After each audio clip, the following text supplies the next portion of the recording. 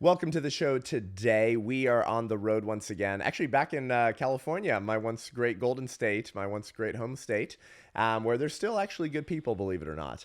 And we're here wrapping up our university tour, San Diego State University, and another event in San Diego County. And so we wanted to get some of our warrior friends who are doing more to preserve freedom, liberty, and the lives of the preborn than most of the pulpits in America, except for, of course, the brave pastors who are rising to the battle and to the scene in the last couple of years. And yet there's still not enough people who recognize the nature of the times that we're living in, how the enemy's overplaying his hand, how the agenda's never been more clear.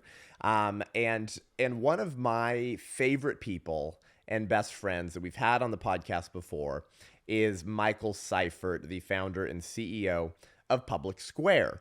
Some of you have been listening to the podcast long enough that you remember a year and a half ago when we had him on, when Public Square was just kind of new and taking off. Now it's a public company in all 50 states, taking back life, liberty, freedoms by getting people who have had enough to stop spending money with companies who hate them and would see them in a Bernie Sanders gulag. People who are ready to start shifting their wallet away from woke, pro-abortion Marxists, show porn to your kids and chop off your kids' penis and pump them full of trans drugs, and towards companies that love America, that love freedom, that love Christianity, and that love the lives of the preborn. And so at this late hour of the American culture war, warriors are rising to the surface, and the remnant left, either of Christianity or of just patriots, the remnant left is responding to those new brave leaders because they sense that maybe not is all yet lost. And we're going to dive into all of that with Michael Seifert today. Buckle up, you're in for a treat. I'm Seth Gruber, and this is Unaborted.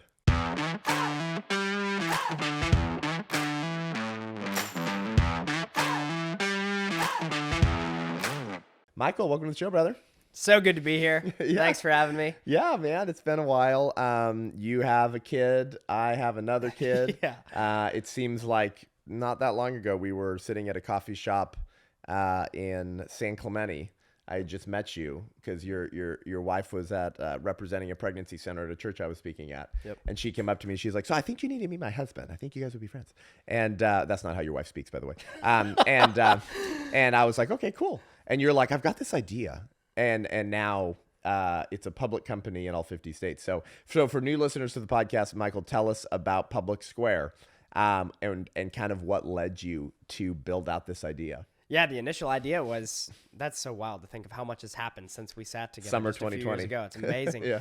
The idea was simple at the time. It was basically, there's a lot of companies that don't like us. And it's really well past time. It's a decade past time that consumers like myself and like you and like our families and like our friends and our communities that love our country, love our freedoms, love liberty, which is the freedom to do what's right, and love the life, liberty, and pursuit of happiness for all individuals in the public square, including the preborn. It's well past time for us to stand up and stop supporting those companies that don't like us. But far be it from me to just encourage a boycott with no solutions. I actually would much rather show people where you can go. So instead of just saying leave Nike and Lululemon and Pampers, diapers, and all of these other woke entities, Starbucks, behind, come over here instead to these companies that love you and respect your values and will honor your liberties. And that was the idea, plain and simple. A lot of companies don't like you. Here's a list that do. What if we could put that list in a digital environment? We call it Public Square because that's where commerce gathers. That's sort of the center of those interactions. Transactions need trust implemented in all the transactions. So what if we could establish that with values right off the bat and make it free for consumer and business? We would make our money on advertising. We wouldn't have to sell user data to do it. We could do subscription advertising. I mean, the whole thing just started coming together. And what was wild is January of 2021 was the initial sort of launch of the idea, putting into a product roadmap. now, just over 2 years later, we're the nation's largest marketplace. 50,000 vendors nearly on the platform. We've got, on Monday alone, we had 1 million unique sessions on the platform. I mean, it's just been amazing to witness the growth that's taken place with very little marketing too. The last thing I'll say is that we, the people, have built this company. I didn't know what I was doing. We just cared enough to do something. It's not like we had this long experienced background of building multiple e-commerce platforms. That's not what happened here. We brought the right people in for such a time as this, that had the right industry expertise, but all of us were aligned toward a common set of values. And we recognize that if we don't stand up now, and if we don't recognize that commerce is what drives the power structures of society, and so if we want to shift the power structures of society back to we the people, it happens through commerce. If we don't wake up and realize that now, we lose our country. And in it, we lose the last true beacon or opportunity for righteousness to be purveying throughout a society in the Western world. So That's right. That's Public Square. We're at publicsq.com. We're also on the App Store or Google Play. If you search Public Square or Public SQ, you'll see us. It's free to join, and the movement's growing every day. Glad to be partnered with you in it. So, Michael, boycott campaigns have been tried before. Yep. Conservatives for decades have done these things. I took part in some of them when I was a college student. We would try to boycott grocery stores or businesses or hotels and such that were funding Planned Parenthood and the abortion industrial complex. And yet there was never, I guess, enough interest. There were never enough Americans, freedom-loving Americans, Christians, pro-lifers, who were willing to part with the comfort of that marketplace. But now it seems that they are, because of, you've proved it. You've proved it. Mm-hmm. I don't think Public Square launching in 2010 would have been successful. Agreed. So talk about that. I think people listening kind of know why the last 3 years have been a little bit different.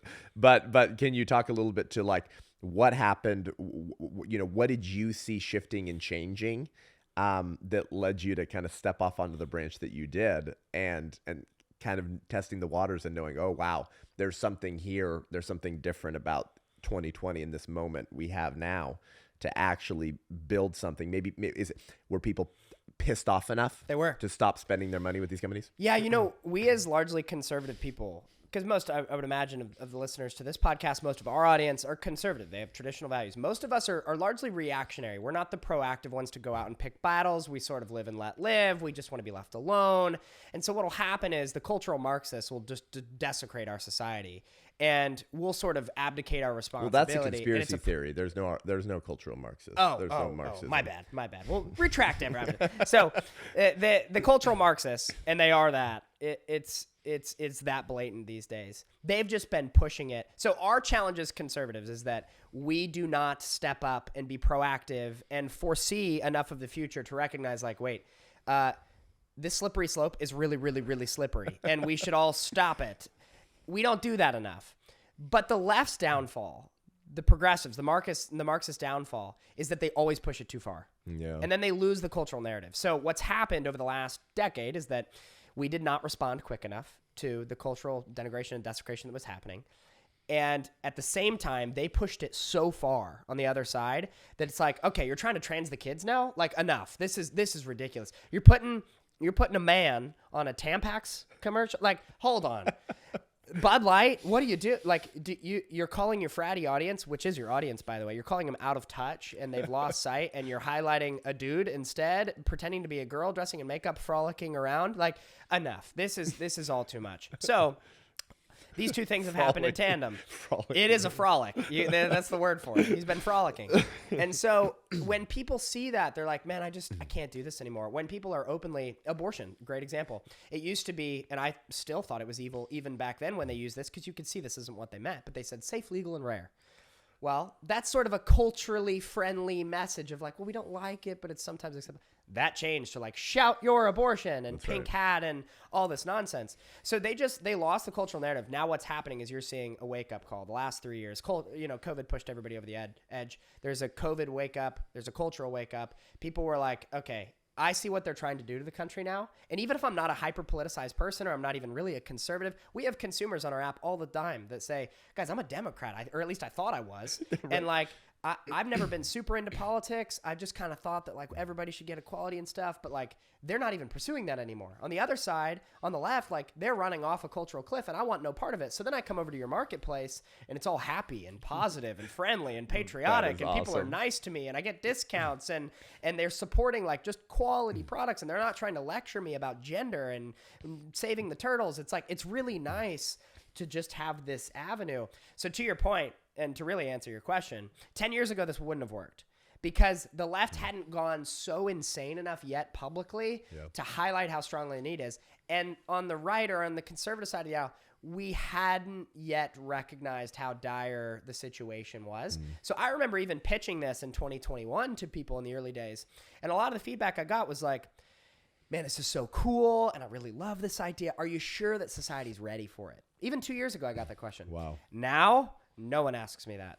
Wow. No one asks me anymore, are you sure people are ready for this? Are you sure businesses are going to be willing to stand up? Are you sure it's going to have the mark? Now I tell people and they're like, duh. Wow. Wish we would have thought of this earlier. And so, again, that just goes to the timing in the country is perfect for this. And the goal too is that 10 years down the road, this is the new America's marketplace. That's right. It's not any longer an up and coming or a counterculture or an alternative. It becomes the norm.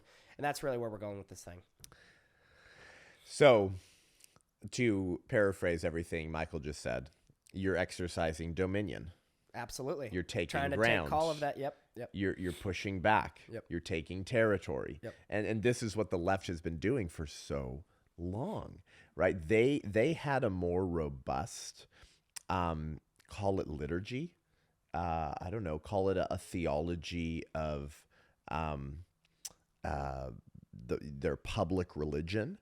They were far more zealous and dogmatic for what they believed in than most Christians, because Christians and unfortunately a lot of fake squishy conservatives call them, I don't know, the David Frenches or something like that. They pay lip service to everything that we believe in and everything, but then when it's like the hour's late and like you're really needed to kind of step up and like exercise dominion and push back, they just fold like a cheap suit. They're gone. It's like, oh, well, where the hell did everyone go? They just like fall off the cliff because what? I guess it's too uncomfortable. It's too difficult. Or maybe you never believed in these creeds that you were espousing the entire time. Meanwhile, the left believes in what they say so strongly that they're like, you know what? You're going to fund abortion, America, through your tax dollars at the tune of $600 million a year. You know what? We're going to sneak into your healthcare plans. Oh, you're a church and you don't want your employees being on a healthcare plan that provides subsidies for abortions. We're going to sue you. It's like, whoa, talk about exercising dominion. Every area, right? Anywhere they can shine their light, I guess. A city on a hill, I don't know, to use the Christian analogy. That light, that darkness, it permeates every area, and they never apologize for it. They never slow down or back off. And then we go like, well, will you let us meet in our church at 50% capacity? So I think like the timing is so providential and such a kairos moment to build something like this. And so we had you at Love Life California conference I did in January of 2022. Yep. So a year and 4 months ago or something like that. And I just remember like watching it later because I wasn't there in person when you were doing that, and like eruption of applause. Like people were so bonkers for this, so excited. And that was over a year ago, right? Now Legos like trans the kids. And so can you talk for our listeners, Michael, about some of the companies, just maybe do some highlights, because a lot of people don't do the research you do, and hey, we're all busy. We're living crazy lives. We're trying to feed our kids. We're trying, but people do need to become informed on these things. They do need to become educated about the state of the country, because it is our country and we are responsible for the direction of this country. So talk about, there's Lego, now there's Bud Light. There are some companies whose funding and support of the entities they choose to support are like really ironic and strange. Yep. Can you talk about some of those for people? Would be happy to. And I'll also say that the colors of a company come out real quick when there's some sort of cultural moment that they're trying to capitalize on. So for example, COVID was a big line in the sand, and you saw some companies say, we want to be essential, and therefore whatever you say, state government of California. And so if we're supposed to now deem anybody that doesn't want a vaccine as a grandma killer and keep them from our establishments, we'll gladly do so. So you saw major corporate entities across the country start to ban people. The airlines were really big into this, United especially, in banning their pilots if they're not vaccinated. And that's incredibly detrimental. Also, there are companies like United, by the way, I just can't stand them. Don't fly United. That now have diversity quotas for their pilots. And it's like, next time you're on a United flight, just think to yourself, man, I'm so glad that my pilots have been mostly focused on diversity. Like that's not what the goal should be. The goal should be, how can you fly a plane as effective and as safe as possible? No. Oh, he's black. Great. Yeah. As long as you have the right diversity quotas, you're all good to go. And it's like, guys, when did we start giving a rip about what the color of our pilots are? I just care that they can fly the plane well. Yeah. But United's on a mission because they by hate 2030. meritocracy. They do. They hate meritocracy because it speaks to objective beauty. Talk and about truth that and actually. Before you highlight other companies, I just realized that's like a 40,000 foot conversation. That you actually just hit the nail on the head. The reason why they push these things is because they hate meritocracy. So, and in a random aside that just occurred to me, Michael, talk about why cultural Marxists and the leftist marketplace, let's call it woke corporatism. Yep. Why do they hate meritocracy? It Dive into that. Cuts at the heart of intersectionality. You cannot have intersectionality in a culture of meritocracy. You cannot have also natural inclinations for societal desires in the individual in a culture of meritocracy. You cannot have natural desires for what is innate in our individual beings in a culture that does not have meritocracy. What I mean is, yes, in collectivist society. What I mean is, Jordan Peterson's big into this. There was a thought for a long time that if you get rid of meritocracy and if you make everything collectivist and if you just have a real push toward affirmative action and these different sort of diversity quota programs, that you're going to see STEM fields, for example, which is science, technology, engineering, mathematics. You're going to see STEM fields even out from men to women. So as the society becomes more egalitarian, less meritocracy focused, more collective social engineering, if you do that more, you're going to have a balancing of the scales in STEM fields because STEM fields have historically been dominated by men.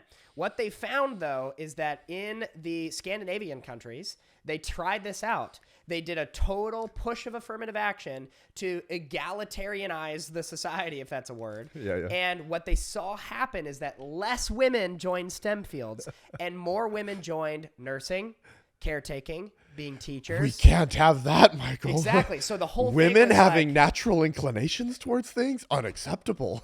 And men are naturally a little bit more gifted to think in areas of engineering. Like you can't have that. And so meritocracy speaks to, hey, we are hiring an engineering position. Whoever's best for it gets it. And then natural inclinations come out. Men are driven to get the engineering position. More women are driven away from that. That's just how we're naturally biologically wired. You cannot argue with it. In the societies that become more egalitarian, that's what we found.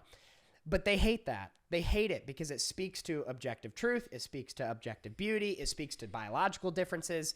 We also see things like meritocracy cutting right at the heart of intersectionality as it relates to cultural desires between different ethnic backgrounds. And we see all of this play out when you allow for meritocracy. If you say there's a new job opening and the best person gets it, you see different drives from different types of people to get to those positions. And those things are beautiful. That's right. They're absolutely beautiful. But the minute that you start to put quotas around things and socially engineer, you tear away at that. And so people have never stopped to consider in the socially progressive movement, like, what if actually there's just a desire for more of this type of people to do this sort of role? And what if, by the way, these sorts of people that are wired this sort of way and have these sorts of natural drives are just better at that role? That's right. And by the way, what if in some of roles, it has nothing to do with what you look like or where you come from or your background or anything. It just happens to be like this random act of circumstances, or this person's just the most driven and it's led to this outcome. They cannot stand that. They want to socially engineer everything. They want collectivist societies, and therefore that requires them to completely get away of meritocracy. Any sort of hierarchy they have to get away with, and they have to focus on objective truth. Any you're type out the of window. hierarchy. Any type of hierarchy. You're out. So even if they're meritocracy natural, even if they rise naturally, can't have it. Can't have that. No, that's right. And so they have to completely rid society of anything that is structured that way, and collectively socially engineer it. And the problem with that, obviously, is probably self-evident, but to put words to it, the problem is you may not think it's dangerous now. What happens when standards are lowered to meet those quotas? For example, Oh boy, go. in San Diego County, California, there's been a big push to lower educational standards so that you can accommodate, quote unquote, more minorities. Two big problems.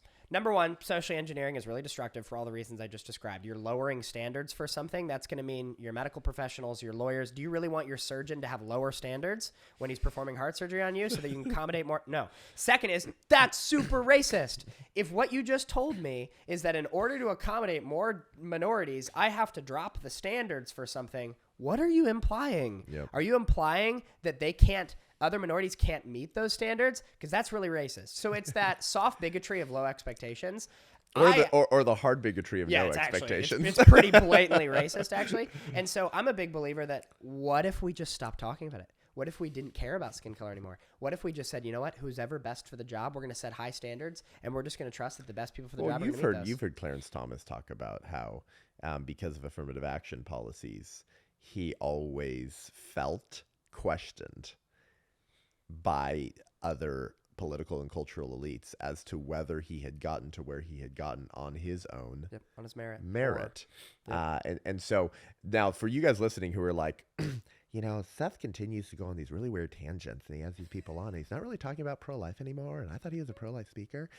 What you guys need to understand is that you cannot simply carve out one lane in a culture of death and then put on like these blinders and say, this is my lane, this is all I'm doing. There is obviously something to be said about a narrowly focused commitment to one goal. So what, the abolition of abortion or something like this. But if you're blind to how there's a strange coincidental type of partnerships between literally every breaking edge of the culture of death. They're like when you go down the rabbit hole, guys, and if you've heard my message on the White Rose Resistance and on the history of humanism, that's just a little teaser. I actually really haven't even scratched the surface. If you guys have been listening to these talks, I haven't even scratched the surface on the level of coordination, partnerships, shared board members, funding, citing one another as scientific experts to advance their own respective agendas. Our current culture of death today got here because of a deep level of coordination amongst the cultural Marxists. And so one of those pillars of this alternative political vision, and I think we really should call it an alternative religious vision, Michael, that we're facing, is this hatred of meritocracy. Yes. Right? And I was thinking about this the other day, Michael, and because I was like, this push for lowering standards goes back a long time. There's an issue in the Humanist magazine from 1966, Michael, 1966, called "Humanizing Public Education," and the humanist leadership of the American Humanist Association and their newspaper, the Humanist, explicitly proposed destroying meritocracy. In a 1966 edition of the Humanist, they said, remove the competitive grading practices of our school systems, work toward teaching cooperative sports with particular attention toward developing appreciation of group participation, rather than winning enjoyment at the expense of others through aggressive and competitive sports. 1966. That was 66, Michael. And so the reason I asked you that question about meritocracy, and boy, did you just give people a primer. I don't know if you guys listened to the depth from which Michael was just speaking about his understanding of kind of collectivism and meritocracy in the individual and the cultural Marxist hatred of the individual. Like what Michael just said was actually very profound. He could not have said that without a significant level of depth and understanding of the culture war. So I just want to highlight that. But this hatred of meritocracy is nothing new in humanist and Marxist circles, because if the individual rises and falls on his own merit, then there is no quote unquote system to blame. And if there is no system to blame, then there is no invisible systemic oppressor to be used as a proxy to accrue political power. Yep. So meritocracy is actually a natural outgrowth of good theology. Yep. It's an inescapable fact that men in particular delight in ranking things: guns, knives, football teams, steak, grills, yep, because that's how God made the world, with varying degrees of glory. Yep. And so we recognize that and we delight in that. But if the individual rises and falls on his own merit, the entire political project of Marxism fails. There's a direct tie to abortion too. And it looks like this.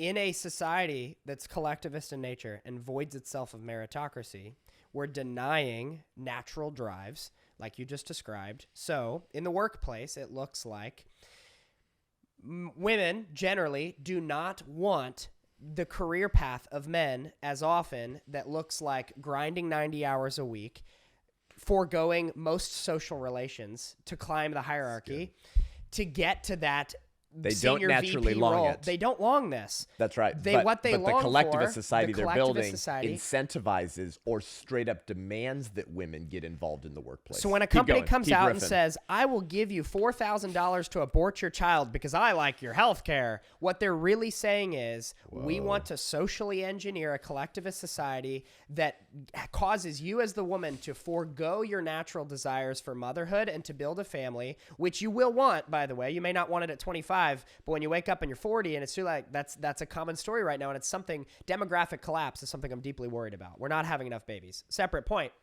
To the abortion point, though, we're not. To the abortion point, though, if you're told by your employer, I'm going to incentivize you to have less members of your family. Number one, that's the most evil thing you can tell a person. I want there to be less Seth Grubers in the world. Do you know how evil that is? Yeah.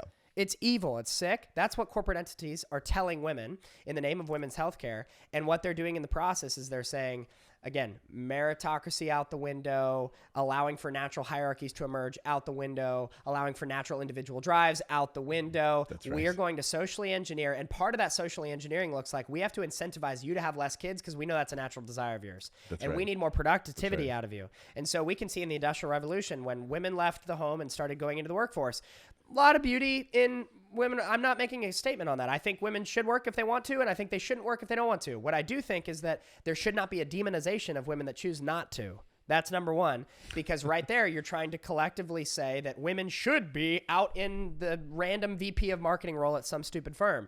It's like that should not. Because that'll bring you so much more peace and satisfaction than, I don't know, like mothering and creating humans, right? You go make those widgets, you'll be way happier.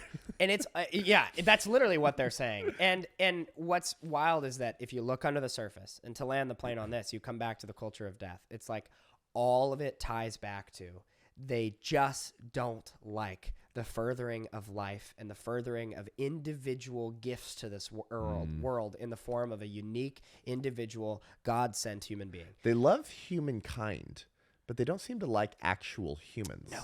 Dude, have you seen the famous interaction between Simone de Beauvoir and Betty Friedan? No. Fill me in. Gosh, dude. Fill me in. So Simone de Beauvoir, this I think French. I think that's a French lesson. Sounds French. One of the more famous feminists of the 20th century. Okay. And a true Sure, we'd be great friends. third wave feminist. Now, Betty Friedan got radicalized, unfortunately, more than she was when she first founded NOW, the National Organization for Women, right? Betty Friedan, who was fired for being pregnant. That's why Betty Friedan became a feminist, because she's like, what the F, dude? You know, like, you can't fire me for being pregnant. And we would say that that's wrong, obviously. Yes. But she started as more of a feminist that most people would agree with, but she just got like broken down by Larry Lader, who's been called one of the fathers of the sexual revolution, who was palling around with all of the founders of NARAL, the National Abortion Rights Action League, and they worked on Betty Friedan for years to put the total legalization of abortion into NOW's political platform. So she actually got, it's really fascinating to read this, like they worked on her for years. She was not the radical feminist that she later became, and the degree to which that was all naturally arising or was just political pragmatism, I'm not sure. But there's this famous interaction on a television show between Simone de Beauvoir, radical feminist, and Betty Friedan, who said we should let women make their own choices. So this was actually the comment that caused Simone de Beauvoir to say the quiet part out loud. Betty Friedan, Michael, said, well, she's like, no, women should obviously be able to pick. Like if they want to go in the workforce, great. But like if they want to stay home and be a mom, that's great. And Simone de Beauvoir says, no, women cannot be allowed to make that choice, because if they're allowed to make that choice, she said this verbatim, too many of them will choose it. And she's one of the more celebrated feminists of the 20th century who said the quiet part out loud. They cannot be allowed. But doesn't that sound a little sexist? Like, no. I'm a master planner. Yep. I'm a master of the universe, right? The collectivist social engineering. We cannot allow women to make the decision because too many of them will choose it. Yep. There's the deeper desire. It's never about women's rights, never about women's choice. It's not about women's. The pro-choice movement doesn't even really try to claim they're pro-choice anymore. They're pro-abortion. They are pro-death. That is what they are. And so when you have companies lining up to support this with their economic firepower, it gets really, really dangerous and dicey quickly. And to the point from the beginning of this episode, the only way you stop that is if the consumers go out and just say, we're done with it. Because whether it's Ulta Beauty that's just desecrating the idea of men and women and is hugely pro-abortion, whether it's companies like some of the ones we kind of like Carhartt that focuses on forcing their employees to be vaccinated and tries to virtue signal about a lot of climate change stuff. I mean, it's just really silly. If it's Nike, who's like off the deep end, who thinks that the best way to win cultural appeal is highlighting transgenderism, stopping the funding of police, and vehemently supporting abortion. Wow. Whether it's Starbucks, who literally would donate a portion of the proceeds from employees. So employees could choose to donate to Planned Parenthood of Starbucks, and Planned Parenthood would match those donations. Wow. Literally matching it like a 401k. Like when you are with a new employer, they'll say, I'll match your 401k up to 3% if you put it in our 401k plan. Right. That's literally what they said with abortion. Wow. These people have become evangelists for the culture of death.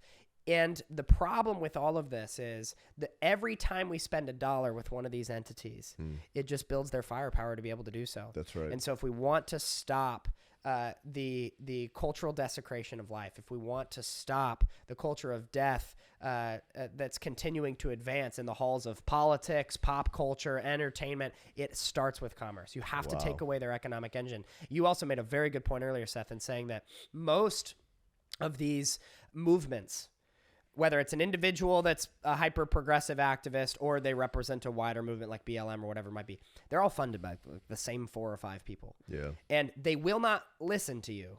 Your boycott won't say enough.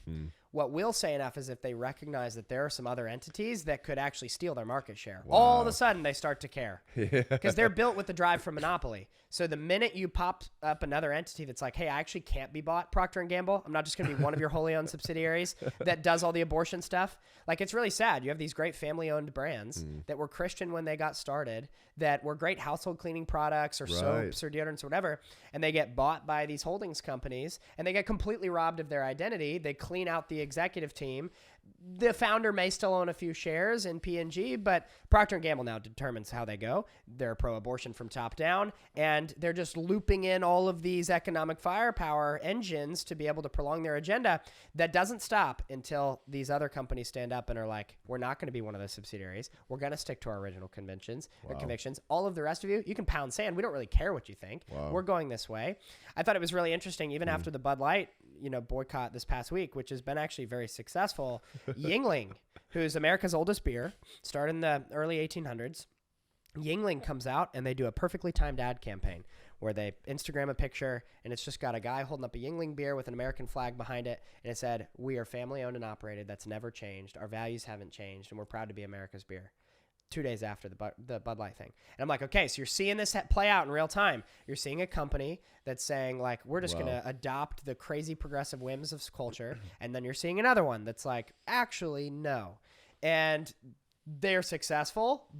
Bud Light has not sold a beer in a week. Yeah. So I think the way that we fight this battle and the way that we win truly in the area of the culture of life versus death is by making sure that we are shifting our economic resource toward companies that are willing to respect and ultimately celebrate the culture of life. Wow. That is the best way that you punish the furthers of the culture of death. Come on. That's such a good word. Michael, as we wind down, so ideology is a hell of a drug. Yes. Right. Ideology will take you further than you wanted to go and make you pay more than you wanted to pay. Yep. Alexander Solzhenitsyn probably talked about that more than most. Like ideology, that is what gives evil doing its long sought justification, to quote Solzhenitsyn.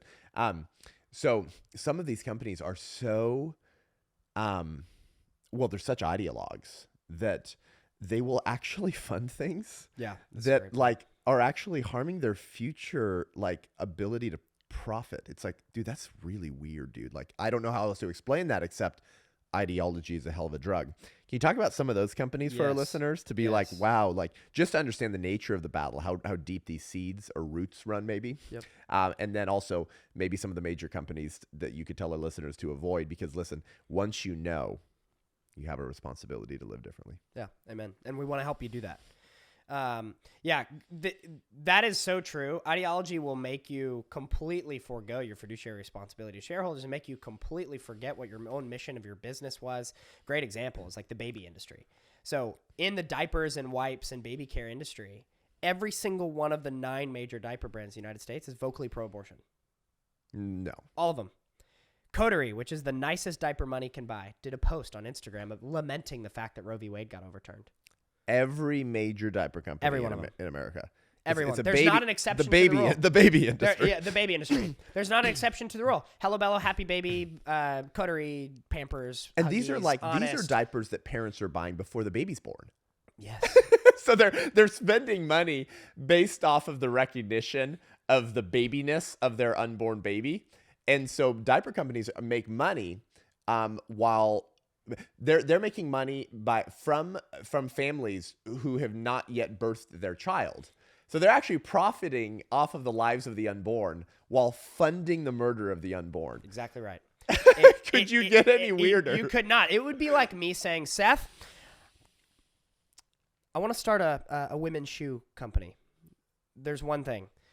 I want to fund and support the termination of women. Right. It's going to be great. That's exactly what they're saying. But how stupid are we? Yeah, for letting these companies profit for that long? We keep funding them, and it's like the only way that stops is when we recognize, hey, that's insane. Like, even if here's the thing, I doubt there are many pro-abortion listeners to this podcast, but I talk to pro-abortion people all the time. Sure. I was in New York this week and was talking, and I met a banker, and we had a great conversation. He was a nice guy, but we're definitely not values aligned. And I talked to this guy, and I tell him that hey, you got to at least admit, like, it makes no economic sense for every single major diaper brand to be supporting abortion and to be doing it under the guise of women's healthcare. Like, that doesn't make any, you got to admit. And he's like, I have no argument against that. I have no argument. You're right. It doesn't make sense. I struggle with the morality of the issue, but economically, that doesn't make any sense. And I'm like, okay, well, good. We can at least agree on that. This, again, goes to my point. They always overplay their hand. They always allow for their ideology to just walk them off a cliff. Good. And so now what we can do is use that as the first step to be like, okay, so we all agree that's insane. Yeah. Yep. All right. Now let me tell you what else they're doing.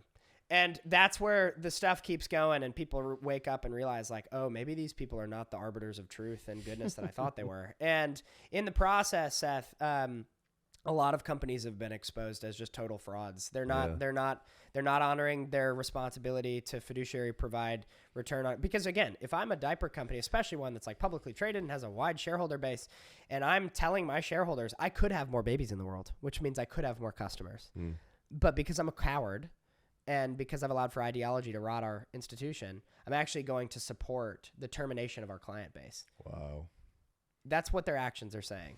How is that honoring your shareholders? But it's because they left this behind. If you're familiar with the world of economics and investment, there was a long time where the economy was centered around what's called shareholder capitalism, which is I am under the responsibility as a company to provide the maximum value to my shareholders, meaning the people who've invested in my company and the consumers of the product that I'm making.